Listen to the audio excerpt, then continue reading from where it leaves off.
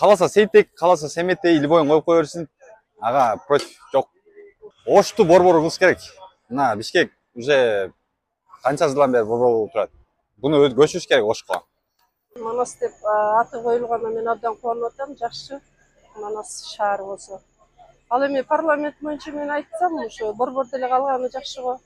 Я считаю то, что это неправильно, то, что город Джалалабад переименовали, потому что в истории сказано то, что Манас родился в Таласе, и, как по мне, это очень тупо, то, что Джалалабад так переименовали. Мне кажется, то, что это правильное решение перенести парламент туда.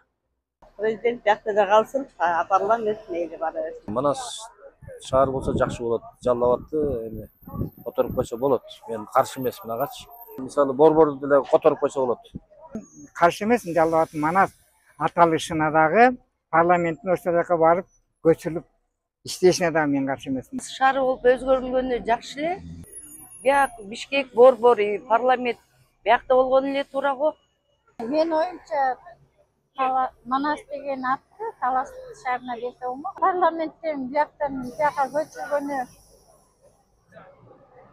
мен оюмча туура эмес го. Биякта кылбаган ишти биякта деле кылбайт да. Уктаганы уктаган.